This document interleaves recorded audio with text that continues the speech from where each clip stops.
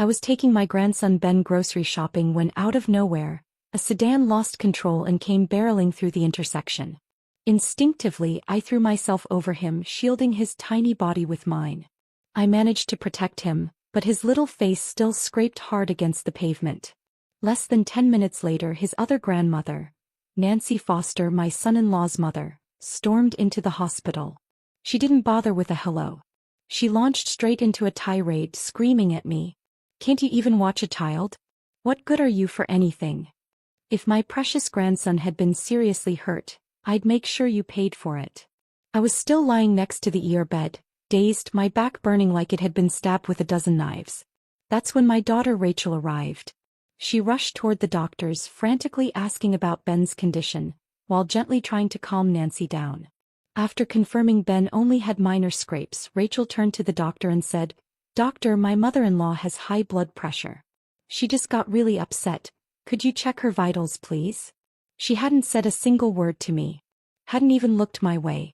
I lay there, biting down so hard I could feel the pain in my jaw, struggling to breathe through the stabbing aches in my ribs. And all I could think was, maybe it's time I started living for myself. A doctor came striding down the hallway, pushing past Rachel with a clipped tone. "Please stop blocking the hallway. The patient has a deep wound. We need to operate immediately." Rachel froze. "But Benny just has a scratch. Who's bleeding that badly?" A nurse came running over, holding out the surgical consent form, her tone urgent and sharp. "Not your mother-in-law, your mother. She's the one in critical condition. She's lost a significant amount of blood. Sign this now." Nancy was sitting on a bench nearby, cradling Ben in her lap, her face twisted with disdain. "Oh please. He's just putting on a show. Couldn't take care of my grandson, and now she's pretending to collapse to dodge responsibility? Rachel, was your mom always this dramatic when she was younger?" Rachel opened her mouth, hesitated, and finally murmured, "Let's focus on getting her treated. We can talk about everything else later." I lay there on the gurney, feeling like every bone in my body had splintered apart. The pain was so sharp I nearly bit through my own lip. Still, I reached for Rachel's hand, forcing my voice to stay steady. "Don't worry about me. It's just a quick surgery. I'll be fine. Go stay with Ben, all right?" Her eyes shimmered with tears as she watched me being wheeled away. As the anesthesia took hold, everything around me dimmed. I felt myself slipping under, like I was sinking into the cold, silent bottom of a lake. When I opened my eyes again, I was already in a hospital room. The woman in the next bed, probably in her 40s, spoke gently. "You bounced back fast. My mom had the same thing. She was unconscious for 2 whole days before she woke up." I opened my mouth to respond, but nothing came out. My throat felt like it had been scraped with sandpaper. "Where's my daughter?" He frowned, thinking. "I think her mother-in-law had a blood pressure episode. Your daughter went with her to pick up medication." I looked down. My leg was immobilized in a splint.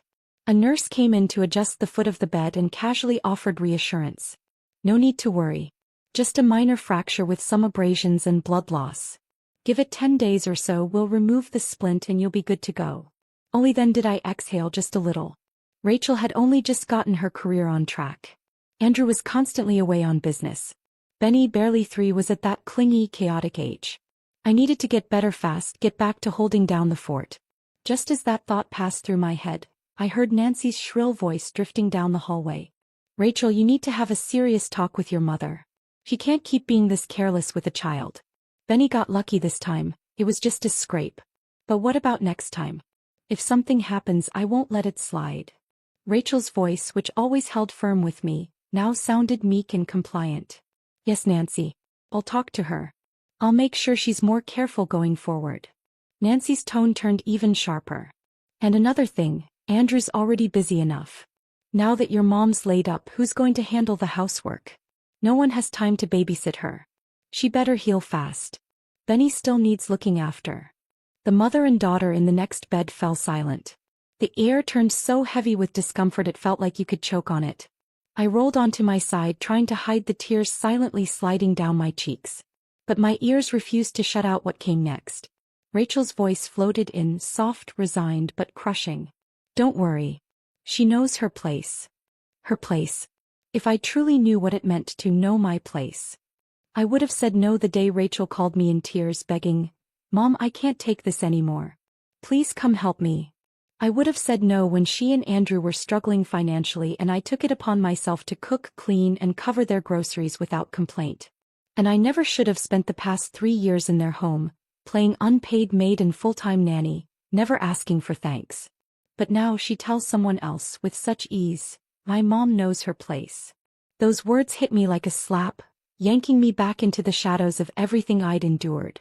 The tears kept falling, soaking silently into my pillow, like everything I had done for them had dissolved without leaving a trace. Nancy strutted into the room and placed a slice of white bread and a bottle of yellow mustard on my bedside table. "Shirley, I just made it for you. Isn't this your favorite combo? Simple, filling, not greasy." She lifted the plastic bag for emphasis. "I even bought the mustard from my favorite brand. You eat this. It's way better than roast chicken or steak." The younger woman in the next bed nearly spilled her water. "You're seriously giving her mustard on toast? She just had surgery." Rachel even chuckled. "You guys don't know. My mom loves this stuff. She can eat slice after slice without stopping." I watched her smile casually as she shared my supposed favorite snack like it was some charming anecdote. And just like that, pain flared down my back like someone had pressed hard on the fresh incision. I shivered. But I remembered how she had once begged me. Pregnant and sobbing over the phone. "Mom, when I was pregnant, his mother made me eat this 3 times a day. I couldn't say no and Andrew defended her. Please, please have mercy on me. Come help me." She had always known. Mustard on toast wasn't love. It was lazy, meaningless, and humiliating. I said nothing. Rachel's hand gently touched my arm. "Mom, you don't like it?" Her eyes pleaded with me. "Don't cause trouble." Just like back in their house. Every time Andrew complained the food was too salty or bland. Every time I didn't sterilize the baby bottles 10 times over. Every time Benny cried because I let him play too long in the playpen. She'd give me that same look. Yielding, apologetic, silently begging me not to ruin the peace. But this time I couldn't do it. Not anymore. My voice was hoarse but steady. "Rachel, someone who's just had surgery shouldn't be eating anything spicy or harsh. And white bread with mustard has zero nutritional value." She opened her mouth to respond, but her expression shifted from guilt to thinly veiled irritation and embarrassment. Nancy let out a sharp, mocking laugh. "Unbelievable. You nearly got my grandson killed and now you've got the nerve to act like you're some kind of hero? Don't forget, Benny is my grandson too. The fact that we haven't held you accountable is more grace than you deserve. We bring you food and you nitpick? Fine, I'll take it back. If you end up starving, that's on you." She spun on her heel and left without another word. Right behind her, Andrew walked in and dropped a stack of papers on my bedside table with a hard thud. His tone left no room for debate. "Anna, these are the hospital bills we've covered so far. 8,700. Make sure you pay me back. I've already told the nurse that from now on, all expenses go to you directly. I mean, I assume you wouldn't want people thinking you're leeching off your son-in-law, right?" I couldn't speak to begin with, but now my chest tightened so hard I couldn't breathe. I stared at him as he walked out, my vision swimming, breath hitching in my throat. Rachel watched them go, something frantic flickering in her eyes. "Are you happy now, Mom? You get in a car accident while babysitting and I'm the one who has to live with the shame in Andrew's family. You pissed off my husband and now his mom stormed off too. Can you, for once, just think about how this affects me?" I tried to respond, but a violent cough tore out of me before I could get a word in. The pain from my stitched-up back flared so intensely it sent sweat beading across my forehead. The girl in the next bed rushed over, holding out a glass of water. "Ma'am, stop. She just had surgery. Do you want her stitches to tear open?" I took the glass in trembling hands and swallowed a careful sip, forcing the tightness in my chest back down. Then I looked straight at Rachel. My voice shook but my words were clear. "Rachel, you're always asking me to think about you. But have you ever, just once, thought about me? I could have lived a peaceful, quiet retirement. Who asked me to uproot my life and move here, away from everyone I knew? Andrew's shirts had to be hand-washed. Benny's clothes needed special detergent. You like spicy, he doesn't. The kid needed his own damn toddler meals. Every day I dropped him off and picked him up, cleaned your house, did your laundry, cooked every meal, and never once got to sit down with a hot cup of tea. Do you know why I took Benny grocery shopping this morning? Because I couldn't bring myself to leave him alone in the house. Not even for 15 minutes. You gave birth to him, but for the last 3 years, I've been the one living like his mother, and not yours. Rachel rubbed her temples, her frustration bubbling to the surface. Okay, I get it, you're tired. But I'm stuck in the middle, Mom. Can't you see that? Just then her phone rang. She picked up without moving far, the phone pressed to her ear, but the voice on the other end was loud enough to echo through the room. When is your mom going to pay me? How long do we have to wait? Are you coming or not? I've got work tomorrow. I don't have time to sit around this hospital. Rachel turned her back quickly, whispering, I'm transferring it now, don't worry. I'm on my way. Are you in the parking lot? She hung up with a sigh and shoved her phone in her pocket. Turning to me, she said, Mom, if you really don't want me to end up divorced and struggling with a kid, just pay Andrew back. Please. And don't blame him. We're barely getting by. Besides, your money's going to us eventually anyway, isn't it? The cup of water was still in my hand. And in that moment I hurled it. The water splashed across her face. Get out. Get the hell out of my sight. Now. Rachel stood there stunned, wiping her soaked face with the back of her hand. What is wrong with you? Are you insane? Yes. Maybe I was. Insane for letting myself be trampled in this house for 3 years and still hoping someone might care. Still coughing, I reached for the phone by my bedside. My fingers trembled as I dialed the only number I had memorized by heart. The line rang twice before a calm, steady voice answered. Edward. It's me. Come get me. Take me home. I should have listened when you warned me not to stay at Rachel's. I didn't. No. I regret it. Rachel's eyes went wide. She lunged forward to grab my phone. Mom. This is your home. If you leave, what happens to Benny? In the scuffle, I accidentally hit the speaker button. Edward's voice rang out loud and clear through the room. Rachel Foster. You ran off to marry that man, swearing you'd never come crawling back to us. Do you have any idea how proud your mother was? For her to say she regrets it. What the hell did you do to make her give up even her last shred of dignity? Early the next morning, my husband Edward called to confirm that he and our nephew Jason would be coming to pick me up at sunrise. The moment I hung up, a wave of hunger I had stubbornly refused to acknowledge, masked beneath all the emotional turmoil, finally made itself known, growling loudly in my stomach. The young woman in the next bed heard it and chuckled. She offered to run out with her mother to get me something to eat. Once they left, the room fell silent, and all I could hear was the steady beat of my own heart. Suddenly, the curtain around my bed was yanked shut and Rachel dropped to her knees beside me. Mom, you know my job's unstable and I barely make enough to scrape by. Andrew earns more, sure, but his mom's health is bad. Half of what he makes goes into her medication and living expenses. Her eyes reddened. If you leave, what about Benny? What about me? How can you stand to watch me, a woman, try to hold this family together all alone in a city where I have no one? How could I bear it? Of course I couldn't. It was precisely because I couldn't that I ended up here. I slowly turned my head, avoiding her gaze. My voice was low but resolute. Rachel, if you still consider me your mother, if there's even a sliver of love left in you, go home and start packing up my things. When your father arrives tomorrow, I'm leaving with him. I paused for a breath, then added even more calmly. Maybe one day when my back heals and I lose my mind again, I'll come back and play your servant. But right now I just want to go home. Your father and I have been together for over 30 years. This is the first time we've spent so long apart, because of you.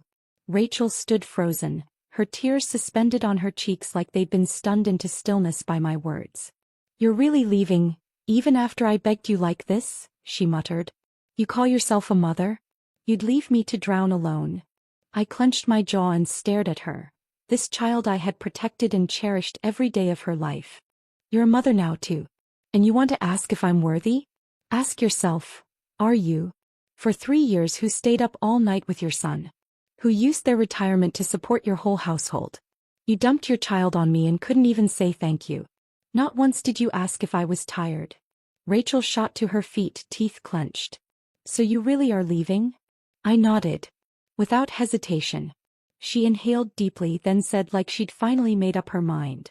Then you have to leave your pension card behind.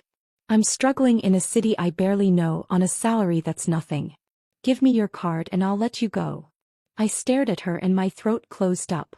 She was actually standing at my bedside, measuring my right to leave against a plastic card and a bank balance.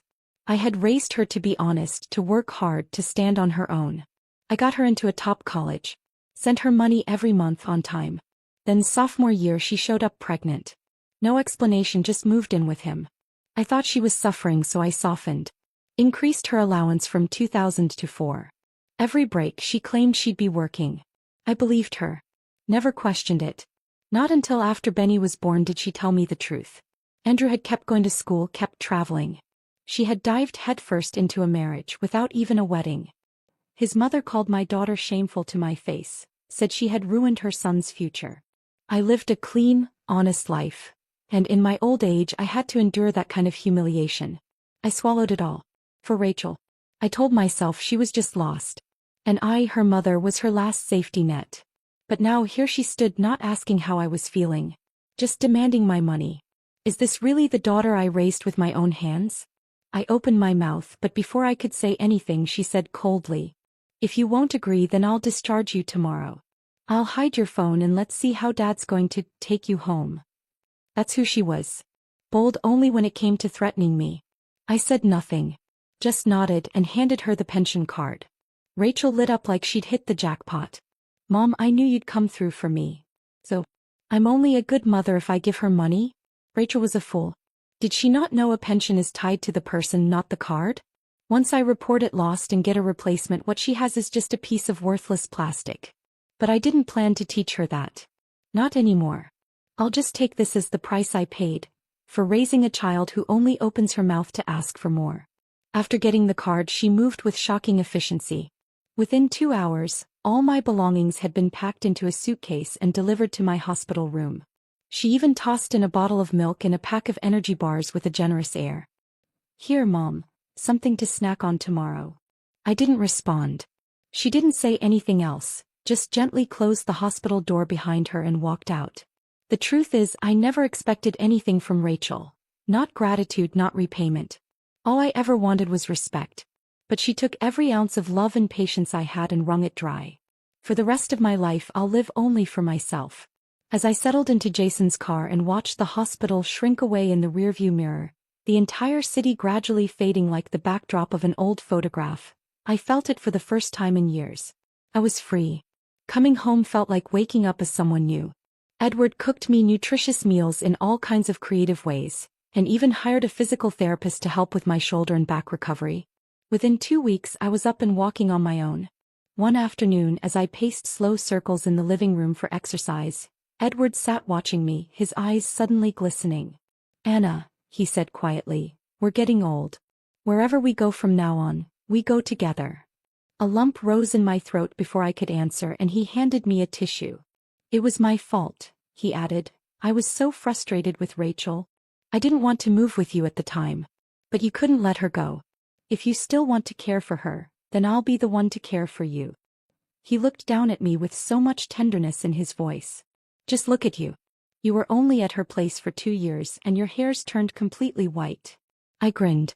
"You're still blaming me for letting our daughter have a baby in college?" He cleared his throat, scratching his head. "Not blaming. I just feel sorry for her.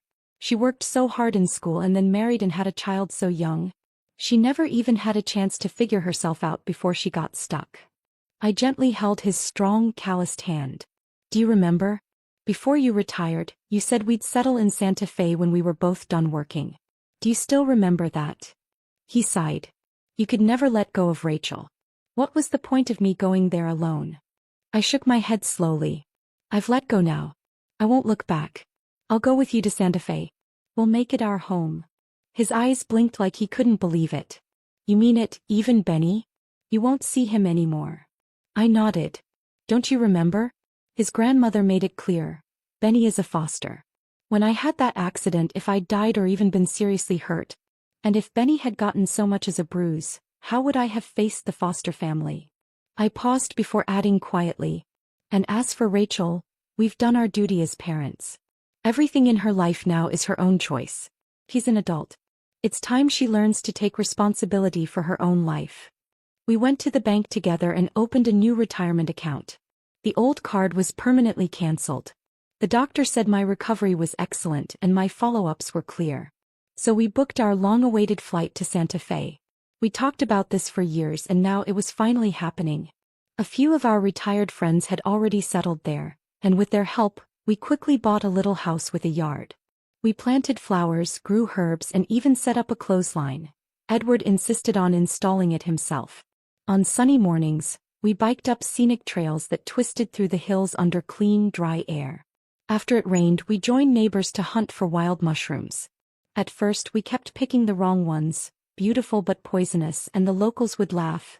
The prettier the mushroom, the deadlier it is. But we just laughed with them, unable to stop. Because more than tasting the mushrooms, it was the teasing, the learning, the laughter that made us feel alive. One day, the neighbors hosted a backyard pig roast and insisted we come. I sat at the edge of their garden, happily munching away, and suddenly it hit me. These people reminded me of who we used to be. We were once the kind of people who threw dinner parties without worrying about messes or noise. Who embraced the chaos of life instead of hiding from it. And in this life, one honest, ordinary day at a time, I found myself forgetting what Rachel had put me through. Until the day my pension came in. The phone rang furiously. It was her. Her voice was panicked, shrill. "Mom, what did you do? My pension payment didn't come. It's always in by the 10th. I went to the bank and they said you canceled the card." Before I could respond, Edward snatched the phone from my hand. "Rachel, listen carefully. Your mother canceled that card and opened a new one. If you've got time to make phone calls, maybe use it to find a job.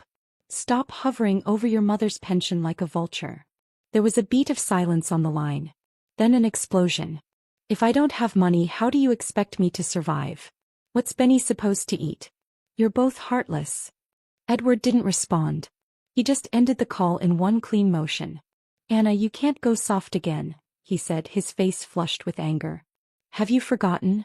That day in the ear. She didn't say a single word in your defense." I gently patted his hand. "Didn't the doctor say you shouldn't get worked up? Let her shout all she wants. She can't scream loud enough to crack our windows from there." Edward finally relaxed, his expression softening. "You're right. We have our life now. And she has to own hers." Just 2 days into our newfound peace, the phone rang again. This time it was Andrew. "Anna, when are you going to pay back the hospital bill? And what, you think you can just vanish while Benny keeps asking for his grandma? We both have jobs, you know that, right?" Actually laughed. "If my daughter turned out this way, I could take part of the blame. But you, who do you think you are? You want to talk money? Fine. Let's talk." After Rachel gave birth, I paid $15,000 for her postpartum recovery suite.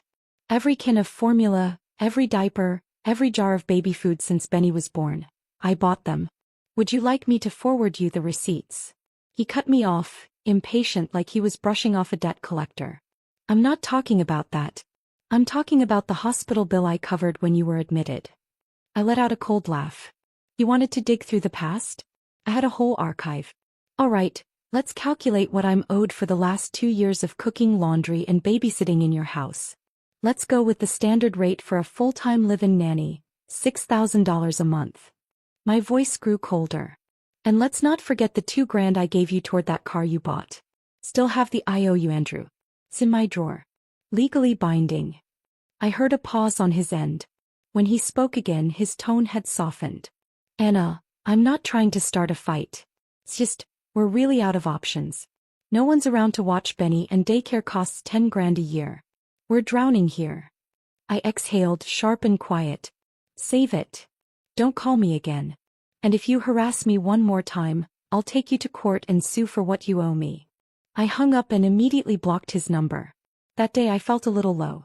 Edward didn't say much, just gave me space. The next morning he rented a car and told me he was taking me out for some air. We drove to a little town called Silver Canyon. It was small and serene, like a place time had forgotten. We stopped by High Ridge Mountain. The wind on the slopes was cold and sharp, the air thin but crystal clear. Halfway up, we took a photo together, framed by endless snowcaps and sun spilling gold across our faces. It felt like a seal stamped on this new chapter of our lives. On the drive back, Edward's phone rang. It was our neighborhood property manager. "Mrs. Warren, your daughter asked us to open your house for her. She says she's back." Edward and I exchanged a look. He glanced at me, waiting. I gave him a firm smile. Let me speak to her. Rachel picked up the call, sobbing. Mom, how could you be so cruel? I haven't been home in just 3 years and you already changed the locks. I laughed bitterly. You have the audacity to say that? You dropped out of college and threw yourself into a marriage that chewed you up and spit you out. And now you're blaming me for being heartless? He broke down over the phone. Mom, I left him. I'm done with Andrew. I brought Benny back with me. I'm begging you, I swear I'll listen this time. I won't go back to him, okay? I blinked, raising an eyebrow. You quit your job? He sniffled. After you left, there was no one to watch Benny. Daycare was 10 grand a year. I couldn't afford it.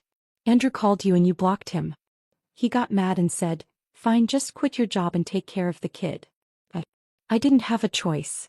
I rolled my eyes so hard I nearly gave myself a headache.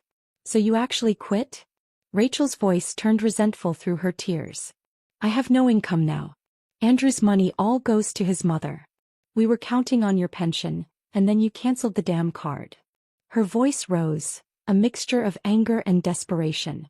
He gives me $20 a day. What the hell am I supposed to do with that? I yelled at him and he told me to get out, so I packed up and left with Benny. And I'm not going back unless he comes and begs me. I closed my eyes and forced my fury down. Even now, she was waiting for someone to beg her? What on earth did I do in my past life to earn a daughter who treated her entire existence like a dramatic standoff? Put the property manager on the phone. There was a pause, then the weary voice of the building manager came on. Ms. Warren, how do you want us to handle this? My tone was firm, every word like a nail into the floor. Do not open the door. That house is under my and Edward's names. We're not home and no one, is authorized to enter without us. Not even my own daughter. I knew Rachel far too well. Give her 5 minutes and a sweet word from Andrew, and she'd be handing over power of attorney or subletting our home behind our backs. We'd be the ones left holding the bag. I've learned this the hard way. Some children don't turn out this way because you didn't teach them. They turn out this way because they never wanted to learn. I thought the drama had finally blown over. But just a few days later, Rachel's video on TikTok went viral. The footage was set inside a dim, mold-stained house with peeling paint and broken furniture. Laid over the video were photos of Edward and me hiking just days earlier, smiling under mountain sunlight. Caption read, "While my parents vacation, my child and I spend the poorest Christmas in a rotting house." The comments section exploded. 2 days prior, a girl at the local craft market had posted a video of us, Edward and I, sitting at our little booth, making beaded bracelets for tourists. She'd captioned it, "The sweetest retired couple weaving bracelets and stories. Free chats. Real-life goals." People quickly made the connection. Isn't that the same Granny Warren from the bracelet video? Her daughter says they're homeless. That's when the judgment started flooding in. How can parents be so heartless? Their daughter's struggling with a kid in a dump, and they're off living their best life. Rachel had caught onto the algorithm. She posted again, this time on camera, voice trembling. "I never finished college. My parents forced me into marriage. And then, they abandoned me." It lit the comment section on fire. Classic narcissistic parents. This isn't love, it's control. Looks like they care more about appearances than people. And then Andrew jumped into the circus. He uploaded a photo of my hospital bill, my name clearly printed at the top. His caption read, "They took all the money, but I was the one who paid for her treatment. We're barely surviving. If our marriage fails, it's because of what they did to us." Edward and I stood outside the train station, each of us rolling a suitcase behind us. The cold bit into our skin, but our hearts felt strangely light. He looked at me, half smiling. "Well, look at them, back to fighting side by side. If nothing else, they finally found common ground." We exchanged a look and laughed. It was a tired kind of laugh. Bitter. But free. Turns out all that talk about the ties of family, it only binds the people who still care. And we didn't. Not anymore. So we turned off our phone notifications, packed our bags, and caught the next train to Jackson Hole. The mountains were majestic, the snowed-in nights peaceful. Edward and I hiked, laughed, and acted like teenagers for a few days, until New Year's Eve when we finally made our way back home. We stepped out of the taxi just as the driver pulled away. I reached for the house key, and then froze. A sharp voice was screeching from inside our house. Edward's jaw tightened. He whipped out his phone and called the property manager. Before we even got a reply, the front door swung open. And there she was, Amanda, Andrew's mother, wearing my down coat, dragging a trash bag in one hand, muttering venom under her breath. That spoiled little brat keeps whining about how hard it is. Oh, it's exhausting to raise a kid. Funny how her legs weren't tired when she was skipping class to mess around. Just wait till I crack open that safe and find whatever her mom's stashed away. I'm done being the fool in this family. Edward's face turned crimson. His voice was low but furious. Thieves in the family. That's the worst kind. He didn't wait for backup. He shoved the door open. And what we saw inside was no longer our home. Andrew was sprawled across the living room couch, playing video games like a man who didn't give a damn. Rachel sat at the dining table feeding Benny. But the thing that made my blood pressure spike was the silk scarf around Benny's neck. It was my silk scarf. The one Edward gave me for our 30th wedding anniversary. I stormed across the room and yanked it off. Benny screamed in terror. Rachel looked up at me with a glance so flat it was nearly blank. Well, well, she said, tone barely above a murmur. Look who finally decided to come home. Andrew didn't even pause his game before tossing his controller aside. House is comfy, thanks. Now about that hospital bill you owe me. I looked around. And I swear, it felt like someone was carving out my heart inch by inch. Our wool rug in the living room, stained with greasy footprints. The coat closet in shambles, my carefully folded clothes being used as doormats. My wedding ring, now on Rachel's finger. Edward's gold watch, gleaming on Andrew's wrist. I charged into the master bedroom and flung open the wardrobe. The place had been ransacked. My jewelry box, empty. The gold necklace, the bracelets, gone. Andrew noticed my silence and gave Rachel a shove. She's not talking to me. You go ask if she's paying up. Rachel walked over a few steps and dumped Benny into my arms. You haven't seen Benny in a while. Don't you want to hold him? Benny screamed, flailing. Mommy. I want Mommy. I don't want the old witch. My jaw clenched so tight it hurt. A 3-year-old doesn't come up with the word witch on his own. I stared straight into his teary eyes. Benny, who told you I was a witch? He sobbed, trembling, unable to answer. And then Amanda walked in, marching up the stairs, clutching Benny to her chest like a prize. I said it, she barked. You owe my son money and you're out gallivanting like some shameful old hag. What are you if not a witch? She glared at me, no shame, no restraint. I was shaking. Literally shaking. Edward didn't wait another second. He pulled out his phone and called 911. Hello, yes. I need to report a break-in. My wife and I just returned after being away for a few weeks. And our home has been entered illegally. Clothes are missing, jewelry is gone. And there are people inside. Right now. Yes, the suspects are still here. Please send someone immediately. Andrew bolted upright and charged toward Edward, trying to grab the phone. What the hell are you doing calling the cops? Are you nuts? Just then, security from the Homeowners Association arrived. 2 6-foot guards tackled Andrew, twisting his arms behind his back as he screamed. Shit. That hurts. Let go, man. Rachel panicked. She grabbed my arm. Mom. Stop. I brought them here, okay? But you locked us out. I didn't know what else to do, so I changed the locks. Are you seriously calling the police? It's New Year's week. The community manager walked in behind them, wide-eyed. Wait, you're her mom? She told us she was living in an abandoned unit with her kid. Said she had no place to go. Rachel went pale. I don't know what you're talking about. He snorted. Ma'am, you should know, she's been live streaming every day. Crying, saying you and your husband threw her out, took all her wedding money and went on vacation. People have been donating like crazy. My fingers trembled as I opened the TikTok app one hadn't touched in weeks. Her face was all over it. Rachel crying in the dark, calling us heartless parents. Lying. Over and over. Just like that, my tears dried. I lifted my hand and slapped her across the face. You disgrace. She stared at me, no remorse, no shame. All this because you wanted to keep your precious pension card? You chose traveling over your grandson. Edward stepped forward, his voice cracking as he shielded me with his arm and grabbed the broom by the door. He slammed it down at Rachel's feet. You think your mother's life belongs to you? That just because she loves you, she owes you her retirement? owes you free childcare, a roof over your lazy husband's head. His voice broke. Where was all this fire when he humiliated you? When his mother treated you like dirt? The only reason you ever dared this is because your mother loved you too damn much. I stood in the wreckage of what used to be our home. The rug, the scarf, the gold watch, turned into trophies for people who saw our love as a weakness to exploit.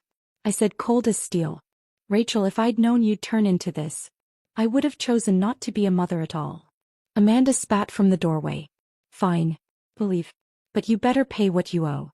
Hand over that pension card to Rachel, or don't blame us for what happens next. I sneered. Leave? You're not going anywhere. You broke into our home. You stole from us. You'll be explaining yourselves to the police. The cops finally arrived. Amanda and Andrew were both cuffed and escorted to the cruiser. Even in handcuffs, Andrew was yelling, "We're the victims. This is a setup. They're framing us." I whispered silently to myself. Wait until you see the lawsuit and the evidence list. Let's see how loud you'll be in court. Once everything was said and done, Edward and I couldn't bear to sleep in what was left of our home. So that night we checked into a small hotel just a few blocks away. Exhausted. Heartbroken. But finally done. The next morning, we hired a professional cleaning crew to disinfect and restore the house. At the same time, we submitted a full inventory of losses to the police. Rachel sat on the couch holding Benny, blank-eyed and silent. Mom, she finally spoke, her voice small. You really had Andrew and his mom arrested? It's 5 days till New Year's. Everyone else is cooking and decorating, and we're like this. What am I supposed to tell people? That I brought them here, gave them keys, and now they're in jail? If anyone's to blame, it's me. Why didn't you just have me arrested too?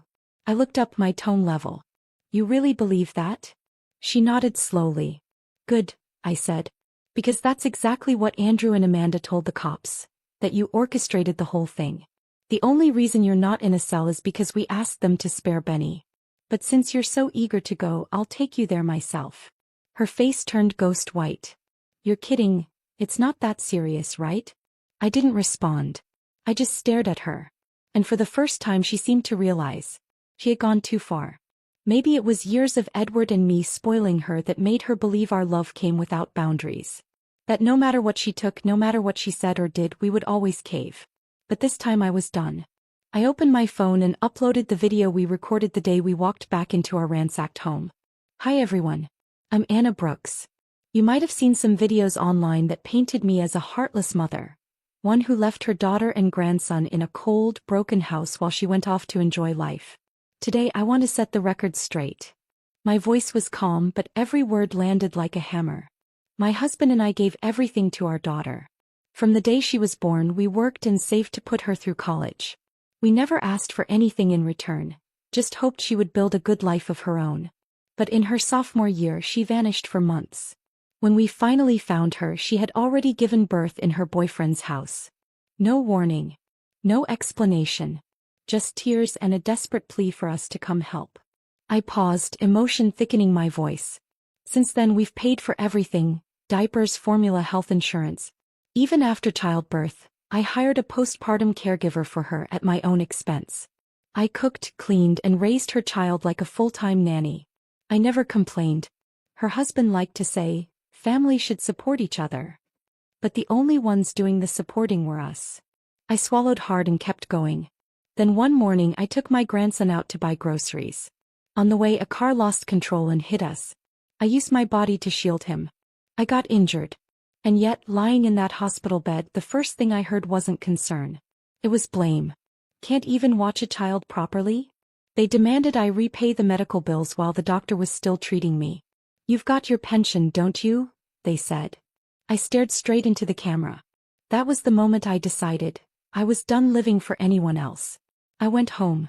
I recovered. Slowly I started to feel like myself again. But she couldn't let us be. She posted lies online to win sympathy. Took donations from strangers by pretending she was abandoned.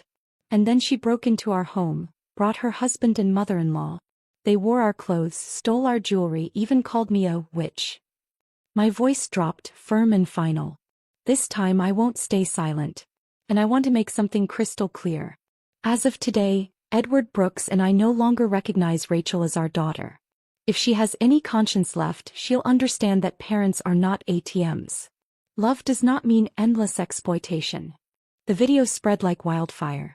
Oh my God. This is the real story. She ignored her mom's car accident and demanded money after surgery? What kind of person is that? So her husband and mother-in-law sat pretty while her mother was drained dry. Monsters. Rachel's livestream account was permanently banned. The same concerned followers, who once cheered her on, turned vicious, calling her a fraud, a parasite, a manipulative liar. Some even filed formal reports for intentional fabrication of domestic crisis content. I also submitted Andrew's handwritten IOU to the authorities. This time he wouldn't get away with a smirk and a shrug. He was ordered to pay full restitution for the break-in, plus the $20,000 loan I gave him for that damn car. Even Andrew's elusive father was finally dragged out from hiding. To keep his golden boy from catching a criminal record, he sold his SUV and mortgaged their townhouse just to cover the fines and repay the damages.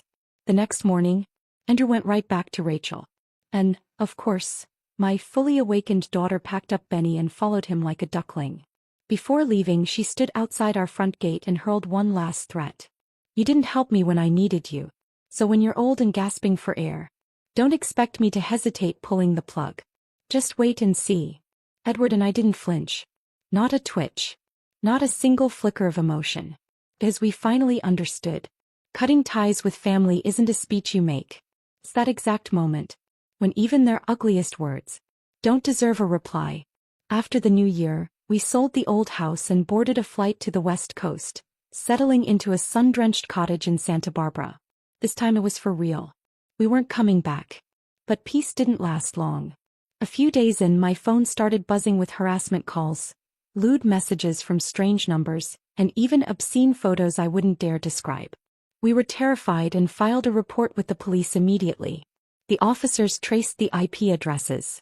All the accounts were linked to one city, the same one where Andrew lived. And just as we expected, a direct message popped up in my inbox. From him. Feel the heat, old hag? You think you can hide? I'll make sure there's no corner of America safe for you. I didn't flinch. Instead, I gathered every screenshot, every voicemail, and every filthy image. Printed them. Bound them. Mailed the whole package to HR at Andrew's workplace. He was so proud of his ironclad government job. So I took a hammer to it. I even found their department's anonymous reporting email and resent the whole file. Police report number, evidence reference, all attached. Not 2 days later, we received confirmation.